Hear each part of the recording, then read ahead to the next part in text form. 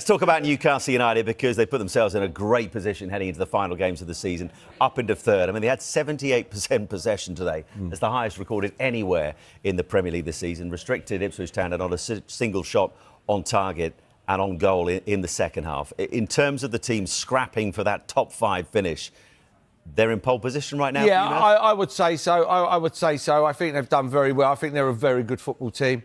And if they can put the icing on the cake. I thought they started off slow. I thought it was one of them start off, oh, it's Ipswich are coming to town, we'll beat these. Didn't work out at the start, and then they started, going through the gears, and then you had the sending off, who Mike said it was a sending off straight away, and fair play, it was. And then they scored the penalty, and then after that, they literally dominated the game, dominated. I think, Tonali and Bruno, I think Murphy, top players. I think Tonali and Bruno in midfield, and usually with Joe Linton, Willett coming today, who's another good player. They got some good players, some really good players, Newcastle. And if they can keep players fit next season, they can keep Isak. I think they'll definitely be. Well, he's moved on. He's from the penalty spot. 22 Premier League goals of the season, most he's ever scored in a Premier League season. If they secure Champions League football, the likelihood of him staying surely grows massively, doesn't it?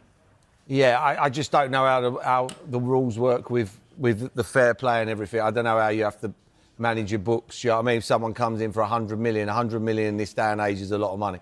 A lot of money. You can buy a lot with 100 million. So I don't know how it works at Newcastle. They had to sell Anderson last year. What a prospect he is. Probably play for England before the end of next season. So for me, I don't really understand how this fair play rule works, but, money talks. I think it's not interesting with Newcastle because you look at Tonali's been linked with a move back home as well. Isak's the one where you would say will generate probably the most money, but I don't really. Joe Linton and that have been excellent players, but who's going to spend 80, 90 million to try and entice him away from Newcastle? I mean, you're on the call of who? That's what I'm saying. Yeah, no. Isak, somebody would pay money for him. I think someone pays money for Bruno as well. Yeah.